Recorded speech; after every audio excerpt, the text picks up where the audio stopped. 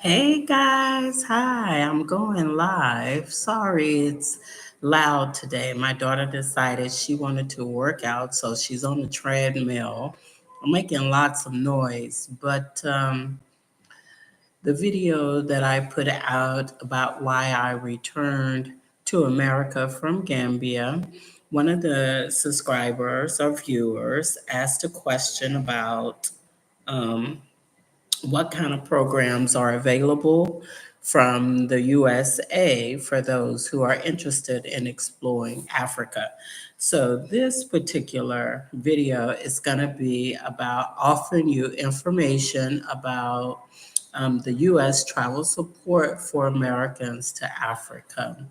So, the US government offers American support in various areas. They really fall under two areas. It's going to be for humanitarians as well as those who are willing to do like food support to meet those critical needs in regards to food insecurities. Currently, Biden, under the whitehouse.gov, has a humanitarian program out that's about $2 billion. So you can reach out to whitehouse.gov or the state government to learn more about the humanitarian program and what that looks like for Americans that are willing to travel to Africa. There's also $172 million out for food to address the food insecurities in Africa. So you can look at those programs that are offering food distribution services to address the food insecurities in Africa. Like I said, there's about $172 million that's been dedicated to address food insecurities.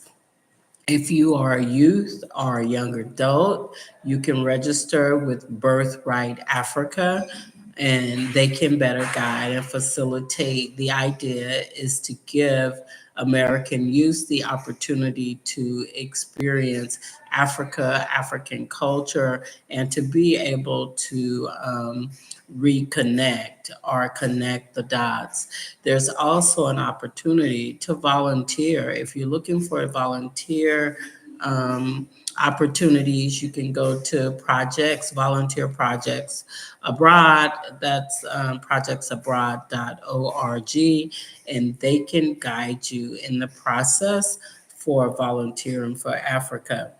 But, when you're seeking these opportunities, it's important for you to present your information like you were a federal employee. So you want to make sure that you're framing your conversations as if you're going from a federal resume.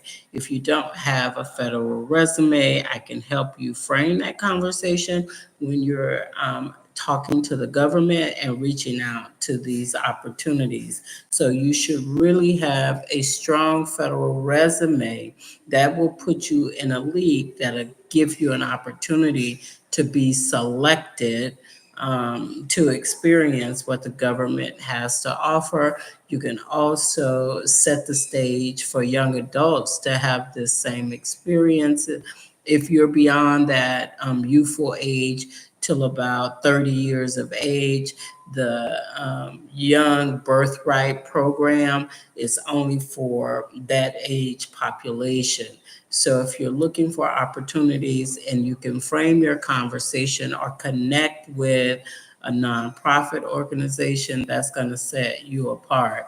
So I've also will drop a link in the description for solo travelers. If you're interested in traveling as a solo person and visiting the continent, you'll have a broader context of countries you can visit, as well as have the opportunity to see the top countries that are safe for solo travelers and American travelers. I did want to talk to you about being prepared for your travel. When you're visiting the continent, you need to understand that most of Africa lacks infrastructure development, electrical development. So you should have in your travel toolkit the following things. You should always have with you a powered laddering. You can get those from like Costco's, Lowe's, or Home Depot. As a matter of fact, I would travel with two of them. On my initial travel, I had a mosquito net, but depending on where you are and what you're going to be doing and the season that you're traveling, if you're in rainy season, you're going to particularly need some protections. If you're going to Africa on a safari, or if you're going scouting land, definitely you need a head mosquito net, and you can find these things on Amazon. Also, if you are worried about safety, I'm going to tell you a few things that can offer you protection, and it is not illegal to travel with in the country. Now, most people don't think about this, but if you're traveling, you can't take a weapon with you, you can't take a gun, you can't take a knife, you can't have pepper spray with you. But what you're not aware of, most people are not aware of, that you can take wasp spray. Now, wasp spray aims at about 25 feet, so it's going to give you some protection. I usually have two or three in my bag. When I shipped my container, I had more than a dozen and was able to share wasp spray with people that were already in the Gambia when I went to the Gambia. So I had them like at my front door, back door, bedroom, in different places because that's going to offer you a level of protection. You also need bug spray, be it organic bug spray or be it any type of traditional bug spray. You're going to need that. You'll also need some, what I call in your toolkit, it's some grapefruit extract. It's an oil that you get from the health food store, or you can get it from a herbal store. Grapefruit extract serves as a parasite killer or bug killer, and you can get it in 3 ounce, 5 ounces, or maybe an 8 ounce container. And in that container, you'll just need to take a small water bottle and you'll add a few drops of the grapefruit extract. You can put it in your water. It serves to purify your drinking water. You just add a couple of drops because when you're traveling internationally, they don't have the same water purification systems that you would find in more developed countries. So grapefruit extract is going to help to protect you from getting any types of parasites from the drinking water. You can also use fruit extract as a cleanser and a sanitation. You just take a little spray bottle, put a few drops in the grapefruit extract, and it will serve as a cleaner. That is like my number one. I never go anywhere without grapefruit extract. And so in the rainy season, you want to make sure you have some type of repellent shoes, whether it's a dungaree or whether it's a water shoe. You want to make sure you're protecting your feet in Africa. For me, I usually take like a cowgirl boot if I'm going to be on a safari or in a bush. I'll make sure I have a cowgirl boot. I can walk through um, the village. I can take tours. I can deal with the rainy season and have my feet protected from the soil. And also, what you might want to consider is having a miniature security stick in your luggage and also a door alarm. They have these guard protectors on your door. You can get it from Amazon, or there's a door alarm that looks like a door guard. You put it underneath your door, and if it's open, it sounds an alarm. Also, you may want to consider adding a portable camera to your travels. You can put like a ring alarm or a nest in your room, and you'll be able to see what's going on within your room. And you can also see just before you're entering and exiting on your phone, you can see any type of activity. And I think most importantly, because there's always electrical problems with electricity in Africa, that's most of the countries. For me, it was a great opportunity to take the opportunity to sit with myself, to focus, to meditate, to unplug from technology. So I was always grateful when the power went out. But if you're one of those persons who is not used to being without power for periods of time, you should consider taking like a halo. I bought a halo, and it has battery capability. It has an American plug outlet where you can plug your devices, and it has a flashlight. It allows you also to jump a car battery. It's fairly expensive, but it's well worth it. If you don't have the portable solar powered lantern or lights, you can also use a portable car jumper or battery that offers you multiple different uses. And so what I had too was a portable wireless device.